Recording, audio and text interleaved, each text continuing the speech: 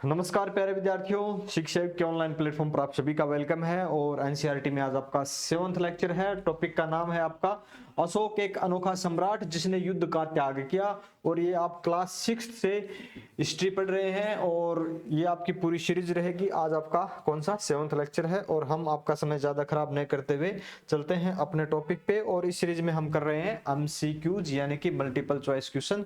और पहला ही आज का क्वेश्चन आपके सामने। मौर्य साम्राज्य की स्थापना लगभग 2300 साल पहले हुई थी। इसका संस्थापक निम्नलिखित में से कौन था?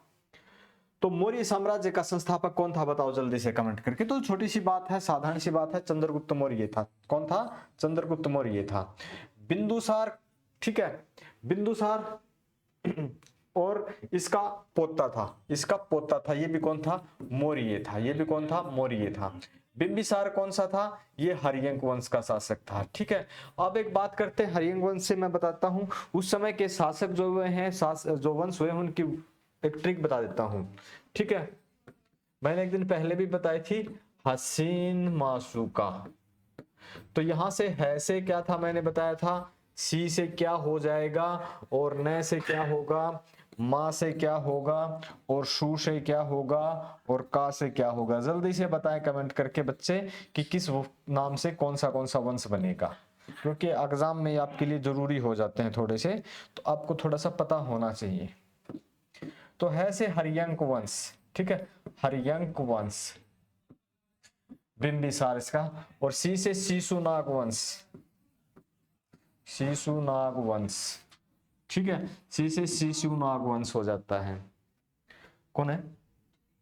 न से नंद वंश। और नंद वंश के धनानंद को हराकर मौर्य वंश की स्थापना होती है। और मां से मौर्य वंश, ठीक है, मौर्य वंश। और सु से सुंग वंश।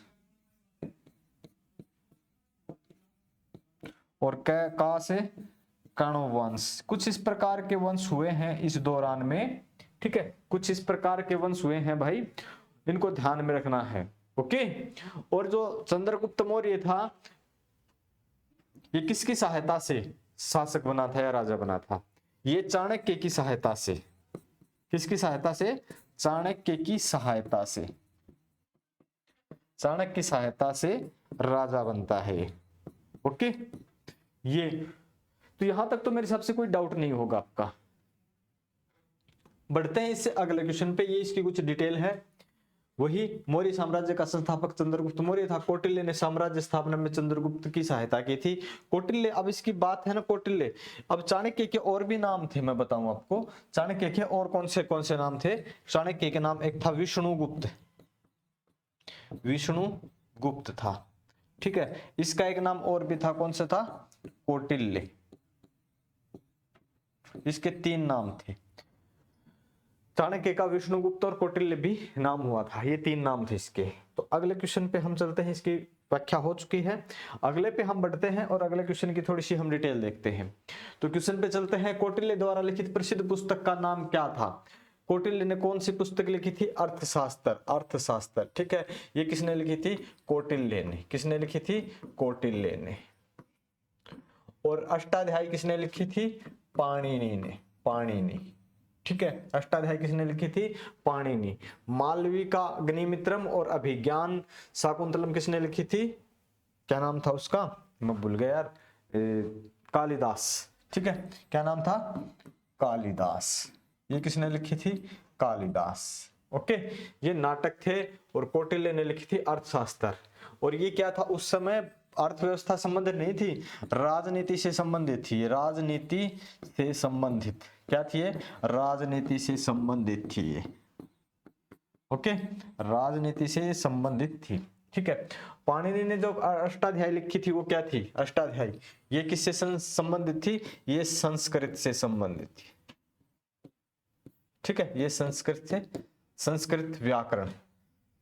ये क्या थी? संस्कृत व्याकरण थी। ओके, ये क्या थी आपकी? संस्कृत व्याकरण थी। तो मेरे हिसाब से आप, और ये इनके नाटक हुए थे, मालवी का अग्निमित्रम और अभिज्ञान शाकुंतलम, ये कालिदास के नाटक थे। तो यहां तक तो आपको कोई परेशानी नहीं होगी। थोड़ी सी डिटेल दे रखेगी। व्याख्या कौटिल्य ने अर्थशास्त्र तथा पाणिनि ने अष्टाध्यायी की रचना की। मालविका अग्निमित्रम और अभिज्ञान शाकुंतलम कालिदास की रचनाएं हुई। अगले क्वेश्चन पे हम बढ़ते हैं थोड़ा सा। मौर्य वंश में 3 महत्वपूर्ण राजा हुए हैं। इन राजाओं का सही वंशानुक्रम, यानी कि सबसे पहले कौन हुआ, उसके बाद कौन हुआ, और उसके बाद ऐसे कुछ आपको क्रम बताने हैं। तो सबसे पहले कौन हुआ था? सबसे पहले हुआ कौन? चंद्रगुप्त मौर्य। चंद्रगुप्त मौर्य, ठीक है। चंद्रगुप्त मौर्य ने किस धर्म को अपनाया था? इसने अपनाया था जैन धर्म को अपनाया, ठीक है, जैन धर्म अपनाया, जैन धर्म अपनाया। फिर कौन थे इसके बाद? इसके बाद आए बिंदुसार, बिंदुसार, ठीक है। और बिंदुसार के बाद कौन आए? अशोक, अशोक महान, ठीक है, अशोक महान। इसने किस धर्म को अपनाया? इसने अपनाया बौद्ध धर्म को, ठीक है, बौद्ध धर्म अपनाया था, ठीक है। ये इसके समय कहते हैं कि इसने अपने 99 भाइयों की हत्या की और उसके बाद ये राजा बन गया था। इसके समय एक युद्ध हुआ था जिसको बोलते हैं कलिंग युद्ध, कलिंग युद्ध, कलिंग युद्ध, ठीक है। कलिंग युद्ध के बाद, कलिंग युद्ध के बाद इसने, जो आपका टॉपिक है ना कि युद्ध त्याग दिया, तो कलिंग युद्ध के बाद युद्ध त्याग दिया इन्होंने। इन्होंने कहा कि आगे युद्ध नहीं करेंगे। करीब 1.5 लाख व्यक्तियों की हत्या हो गई, सैनिकों की, आम जनता की काफी हत्याएं हुई। जो कलिंग आधुनिक उड़ीसा है, जो आधुनिक उड़ीसा है, और इसने कहा कि आगे से ऐसा नहीं किया जाएगा, इतना नरसंहार नहीं होगा, तो हम युद्ध नहीं करेंगे। और इसने फिर बौद्ध धर्म को अपनाया और बौद्ध धर्म के प्रचार के लिए इसकी पुत्री थी और एक पुत्र था, इसका पुत्र था इसका, जिसका नाम था महेंद्र, ठीक है, महेंद्र। और एक पुत्री थी जिसका नाम था संघमित्रा। क्या नाम था? संघमित्रा। और दोनों को बौद्ध धर्म के प्रचार प्रसार के लिए श्रीलंका भेजा। जाओ श्रीलंका और अपने बौद्ध धर्म के प्रचार प्रसार करो। बौद्ध धर्म के प्रचार प्रसार के लिए इन्होंने इसको श्रीलंका भेजा था, ठीक है। ये था अशोक के बारे में थोड़ा सा। आगे थोड़ा सा हम बढ़ते हैं कि मौर्य साम्राज्य के 3 महत्वपूर्ण राजाओं का वंशानुक्रम इस प्रकार से। अशोक बिंदुसार का पुत्र और बिंदुसार चंद्रगुप्त मौर्य का पुत्र था। मौर्य साम्राज्य की राजधानी निम्नलिखित में से कौन सी थी? ठीक है, मौर्य साम्राज्य की राजधानी कौन सी थी? मौर्य साम्राज्य की राजधानी कौन सी थी? पाटलिपुत्र, यानी कि आधुनिक पटना, जो नाम है आधुनिक पटना, ठीक है। उज्जैन क्या था? उत्तर से दक्षिण के मार्ग पर, ठीक है। तक्षशिला क्या था? उत्तर पश्चिम मार्ग पर, ठीक है, ये उत्तर पश्चिम मार्ग पर था। और सांची का स्तूप, ठीक है, ये आपको पता कहां है? सांची का स्तूप कहां, ये कमेंट करके बताओ जल्दी से। सांची का स्तूप कहां है ये बताओ भाई, बहुत पढ़ते हो ना। सांची का स्तूप बताओ जल्दी से, ये आप कमेंट करके बताएंगे। ओके, एक सबको पता है इसलिए मैंने छोड़ दिया है। आगे चलते हैं, कहीं पे दे तो नहीं रखा ना। हाँ, मौर्य साम्राज्य की राजधानी पाटलिपुत्र थी। उज्जैन, तक्षशिला और पाटलिपुत्र मौर्य साम्राज्य के महत्वपूर्ण नगर थे। तक्षशिला उत्तर पश्चिम और मध्य एशिया के लिए जाने का मार्ग था। उज्जैन उत्तरी भारत से दक्षिण भारत जाने के रास्ते पर पड़ता था। निम्नलिखित में से किन स्थानों पर अशोक के शिलालेख प्राप्त हुए हैं? कंधार, ब्रह्मगिरी, जोगड़, गिरनार, लुम्बिनी, ठीक है। ये सारे के सारे जगह पे अशोक के शिलालेख प्राप्त हुए हैं। तो ये आपके सारे के सारे ऑप्शन नंबर डी हो जाएगा, ठीक है। और जोगड़ कौन सी जगह पड़ता है भाई? ये गिरनार हो गया, जोगड़, जोगड़ दे नहीं रखा क्या इस पे? जोगड़ कलिंग, जोगड़ पड़ता कलिंग पे, ठीक है, जोगड़ कलिंग। तो सारे के सारे जगह अशोक के अभिलेख मिले। अशोक के अभिलेखों की भाषाएं, एक बात अगर मैं पूछूं, अशोक के अभिलेख या शिलालेख लेखों की भाषाएं बताओ कौन सी थी? मैंने बताया था अशोक के अभिलेख बिकाऊ नहीं है, ऐसे एक ट्रिक बताई थी, याद हो तो, BKAU बिकाऊ नहीं है। बी से था मैंने बताया था ब्राह्मी, ठीक है, और के से बताया था खरोष्ठी, KH से खरोष्ठी होता है ना, खरोष्ठी, ठीक है। ए से था अरमाइक, और यू से था यूनानी, यूनानी, ठीक है, यूनानी। ये अभिलेख अशोक के इन भाषाओं में है। ओके, तो ये एक छोटा सा क्वेश्चन था और कुछ ज्यादा था भी नहीं। कहां कहां पे इसके अभिलेख मिले हैं? अशोक के शिलालेख हैं जो कंधार, लंपक, मनसेहरा, सब। ज्यादा तो आपको याद रखने वाली चीज है ना, जहां से क्वेश्चन पूछता है, मेरठ, टोपरा, कलसी और कंधार, साहबजगड़ी और लोरिया का पूछता है, गुज्जर का पूछता है, सारनाथ, कौशाम्बी, सांची का पूछता है कई बार, और गिरनार का पूछता है, कलिंग का पूछता है, इस बार जोगड़ यानी जो प्रॉपर जगह पूछ लिया। ये कुछ ऐसे हैं, और ब्रह्मगिरी इनके अभिलेख हैं, ये स्थान ज्यादा पूछता है, तो ये स्थान थोड़े से ध्यान में रखना कि ऑप्शन में मिले तो आप टिक कर सको। आपको पता था कलिंग का तो पता था, लेकिन इन्हें जोगड़ दे रखा था, जो प्रॉपर जगह थी उसका नाम दे दिया था, ठीक है। आगे क्वेश्चन नंबर 6 है, कर और नजराना के संदर्भ में निम्नलिखित कथनों पर विचार कीजिए। कर क्या होता है और नजराना क्या होता है? आपके सामने दो कथन है, दोनों पे आप विचार करेंगे। कर अनियमित ढंग से एकत्रित किए जाते थे, नजराना राज्य द्वारा नियमित ढंग से लिया जाता था। देखो, कर होता है ना, वो प्रत्येक कोई भी निर्धारित वस्तु उन पे नियमित आप क्रय विक्रय करते हो, उन पे लिया जाता है। ये इसने बोल रखा है कि अनियमित, तो अनियमित नहीं, ये आपका नियमित होता है, कर आपका नियमित होता है, तो पहला कथन आपका गलत हो जाएगा। नजराना राज्य द्वारा नियमित, ये आपका अनियमित होता है, ये आपका अनियमित होता है, तो कथन दूसरा भी गलत हो जाएगा। तो दोनों कथन गलत हैं, तो क्या हो, कौन सा सही है? न एक न दो, कोई भी सही नहीं है। ओके, कौन सा भी कथन सही नहीं है। कर और नजराना, नजराना कब दिया जाता है? कुछ स्पेशल फंक्शन यानी कि कुछ काम निकालने के लिए। तो इसकी कुछ डिटेल है। ये क्या था? नजराने विविध चीजों के रूप में प्राय से लोगों के लिए दिए जाते थे जो स्वेच्छा से इसे देते थे। कथन दोनों आपके सही हैं ना, सही नहीं है। मौर्य प्रशासन के संदर्भ में निम्नलिखित कथनों पर विचार कीजिए। मौर्य प्रशासन के संदर्भ में राजकुमारों को अक्सर प्रांतों में राज्यपाल यानी कि गवर्नर के रूप में भेजा जाता था। क्या यह कथन सही है? जहां पर सम्राटों का सीधा शासन था, वहां राजा द्वारा नियुक्त अधिकारी कर वसूलते थे। जहां पे सीधा ही राजा का वहां पे आपको राजकुमार नियुक्त करने की ज्यादा जरूरत नहीं होती थी, वहां पे आप अधिकारी भी नियुक्त कर सकते थे। तो दोनों कथन आपके सही हो जाएंगे। तो कथन 1 और 2 दोनों सही हो जाएंगे। ठीक है, कथन 1 और 2 दोनों आपके कथन सही हो जाएंगे। तो यहां तक तो कोई दिक्कत है नहीं, दोनों कथन आपके सही हो जाएंगे। थोड़ी सी डिटेल दे रखी होगी, देख लेते हैं। ओ, काफी लिख रखी है। कुछ हद तक छोटे क्षेत्रों में प्रांतों या पाटलिपुत्र से नियंत्रण रखा जाता था, वहां राजकुमारों को राज्यपाल के रूप में भेजा जाता था। पाटलिपुत्र और उसके आसपास के इलाकों पर सम्राट का सीधा नियंत्रण था।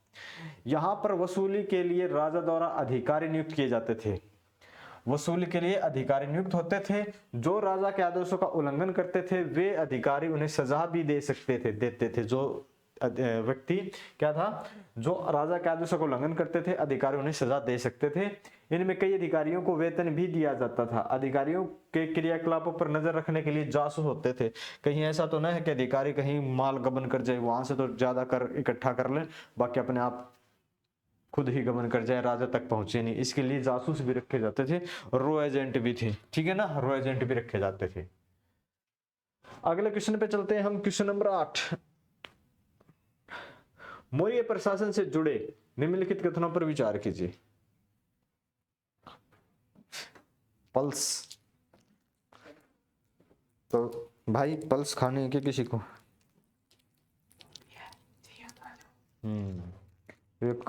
क्लास पढ़ाते हो, डिस्टर्ब भी होगी। अगला क्वेश्चन है, मौर्य प्रशासन के छोटे क्षेत्र या प्रांतों पर तक्षशिला या उज्जैन जैसी प्रांतीय राजधानियों से शासन किया जाता था।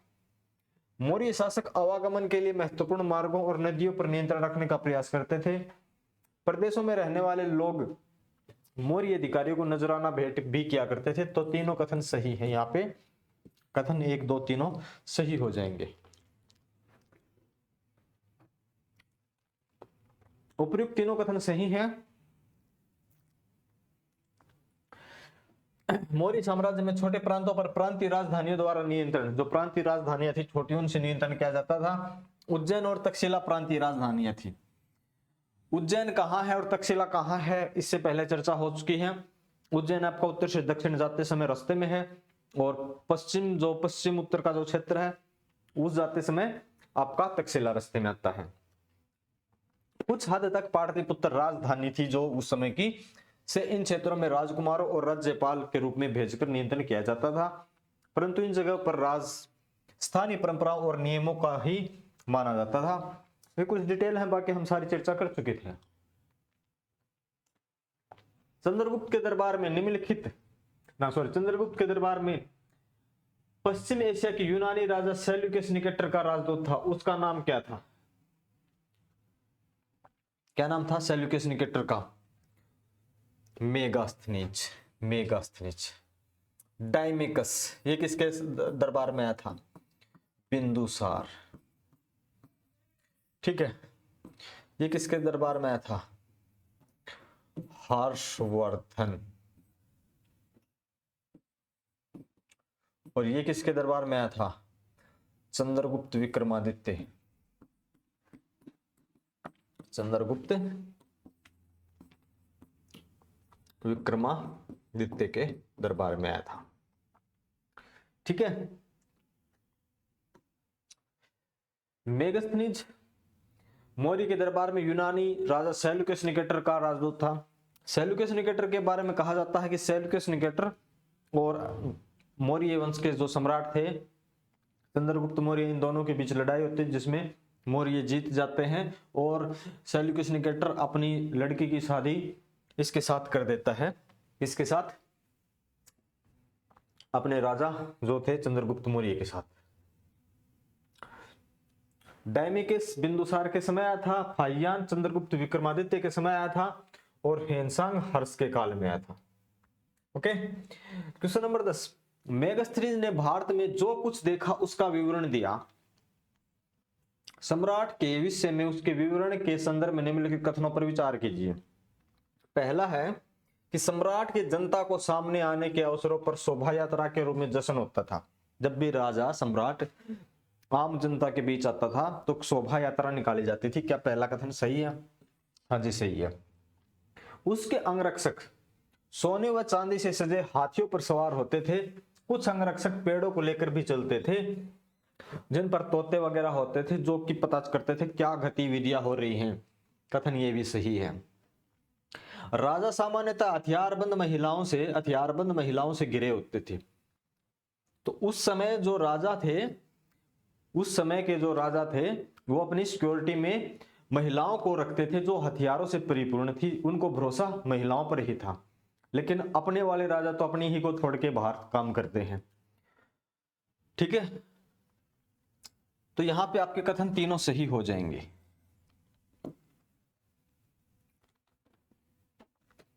इसकी कुछ जो डिटेल थी, उपयुक्त तीनों कथन सही है। मेगास्थनीज के वर्ण से पता चलता है कि सम्राट सोने की पालकी में वाह जनता के सामने लाया जाता था। उसके जनता के सामने आने पर शोभा यात्रा के रूप में जश्न मनाया जाता था। अंगरक्षक अलंकृत हाथियों पर सवार यानी कि सजे हुए हाथियों पर होते थे। कुछ अंगरक्षक पेड़ों को लेकर चलते थे। इन पर प्रशिक्षित तोतों का एक झुंड होता जो सम्राट के सिर के चारों तरफ चक्कर लगाते रहते थे। राजा को हमेशा डर रहता था कि कोई उसकी हत्या न करे, इसलिए राजा हथियारबंद महिलाओं से घिरा रहता था। उसके खाना खाने से पहले खास नौकर उस खाने को चखते थे। वे लगातार 2 रात एक ही कमरे में नहीं सोते थे। अब कहते कि राजा बनना आसान है, जो आराम से चैन की नींद भी नहीं सो सकता था लगातार। ऐसी कंडीशन थी राजाओं की। क्वेश्चन नंबर है आपका 11। मौर्य साम्राज्य के संदर्भ में निम्नलिखित कथनों पर विचार कीजिए।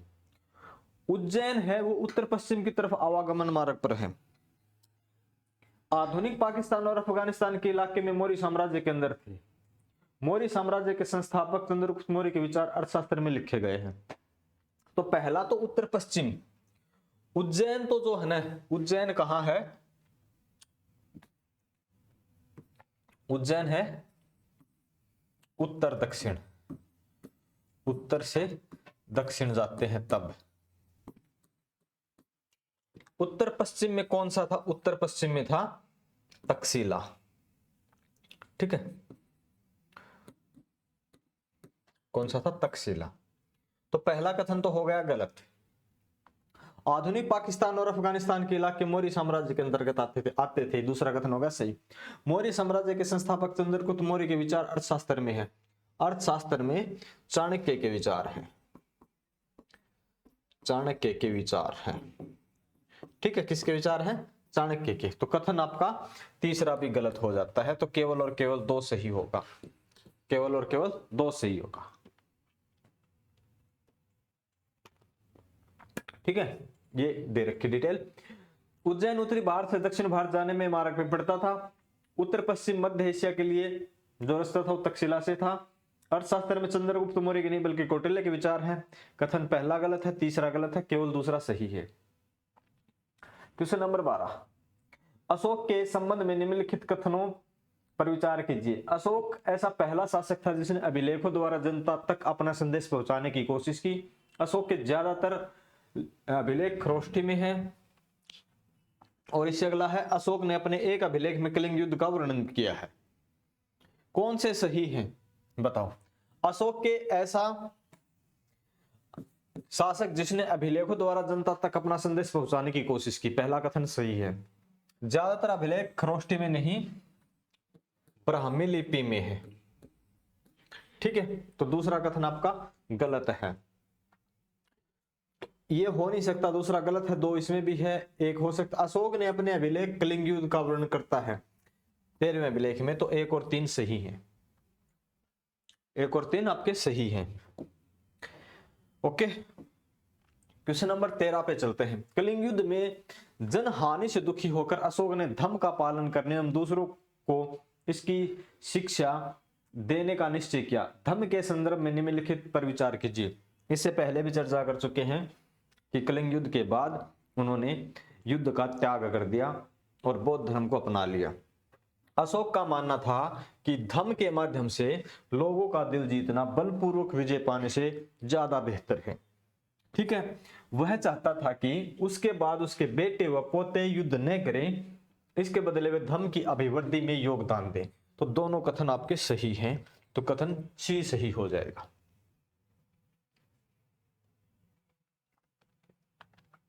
क्वेश्चन नंबर 14, अशोक ने जगह जगह जाकर लोगों को शिक्षा देने के लिए अधिकारियों की नियुक्ति की, ताकि इसके धम्म का मतलब धर्म से ही है, जो धम्म लिखा है इसका मतलब धर्म से ही। अधिकारियों को निम्नलिखित में से किस नाम से जाना जाता था? धम्माधिकारी, धम्मगुरु, धम्म महामात और धम्म अमात्य। बताओ किस नाम से जाना जाता था? तो ये जाना जाता था आपका धम्म महामात से। जो अधिकारी धर्म प्रचार के लिए नियुक्त किए जाते थे वो धम्म महामात के नाम से जाने जाते थे। दौर। क्वेश्चन नंबर 15 बताओ। धम्म के प्रचार के लिए अशोक ने जिन साधनों का प्रयोग किया उनके संदर्भ में निम्नलिखित कथनों पर विचार कीजिए।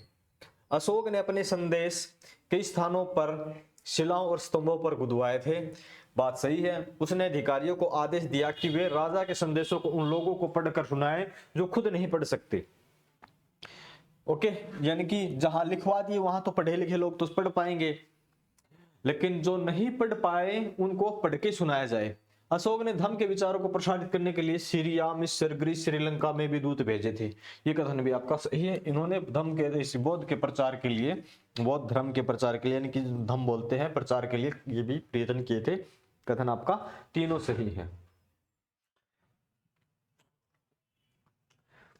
अगला क्वेश्चन है, आधुनिक भारत की ज्यादातर लिपियां पिछले सैकड़ों वर्षों में निम्नलिखित में से किस लिपि से बनी है? आधुनिक लिपि जो भी है वर्तमान में आप देख रहे हो वो ज्यादातर ब्राह्मी लिपि से जिनका विकास हुआ, ब्राह्मी से। ठीक है, ब्राह्मी लिपि से इनका विकास हुआ है। देवनागरी, तमिल, आधुनिक भारत की ज्यादातर लिपियां जैसे देवनागरी, तमिल, बांग्ला, मलयालम ब्राह्मी लिपि से उत्पन्न हुई है। किससे हुई है? ब्राह्मी से। ये अगला क्वेश्चन, अपनी प्रजा के लिए अशोक द्वारा दिए गए संदेशों के संदर्भ में निम्नलिखित कथनों पर विचार कीजिए। ये शायद आज का लास्ट क्वेश्चन हो सकता है। विभिन्न अवसरों पर किए जाने वाले अनुष्ठान और कर्मकांड किसी काम के नहीं है। अशोक से कहता है कि ऐसे कोई कर्मकांड के नहीं है। अपने कर्मकांड के स्थान पर दूसरी रीतियां बताई। ये रीतियां अपने दासों और नौकरों के साथ अच्छा व्यवहार करना, बड़ों का आदर करना, सभी जीवों पर दया करना, ब्राह्मणों तथा श्रमणों को दान देना। कौन सा कथन सही है इनमें से बताओ जल्दी से।